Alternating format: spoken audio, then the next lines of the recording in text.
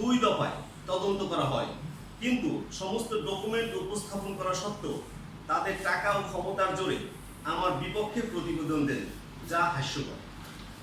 আমি তাদের বিরুদ্ধে অভিযোগ দেয় ক্ষিপ্ত হয়ে বাকেরগঞ্জ থানার ওসিকে প্রেসার দিয়ে বাকেরগঞ্জ থানার মামলা নম্বর 2008/2024 পরবর্তীতে 385/24 নম্বর এর পেন্ডিং মামলায় গ্রেপ্তার করার জন্য র্যাব 4কে রিকুইজিশন পাঠান।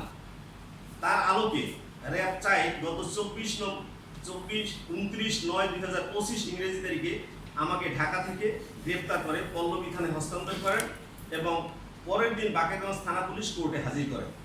আশ্চর্য বিষয়, যে মামলায় আমাকে গ্রেপ্তার করা হয় ওই মামলায় 90 জন আসামির নাম উল্লেখ থাকলেও কোথাও আমার নাম নেই। মামলার বাদী 300 টাকার স্ট্যাম্পে এফিডেভিট করে হলফনামা দিয়েছেন আমি তার দায়েরকৃত 385/24 নম্বর মামলার আসামি নই, কপি সংযুক্ত। পরবর্তীতে আমি জেলে থাকা অবস্থায় আরও 3টি পেন্ডিং মামলায় এজাহারে আসামি না থাকা সত্ত্বেও বাকেরগঞ্জ থানার ওসিকে প্রেসার দিয়ে সোনারেট দেখানোর ব্যবস্থা করেন। উপরন্তু ওইসব মামলার বাদীরাও একইভাবে আমাকে লিখিত দিয়েছেন আমি তাদের মামলার আসামি নই।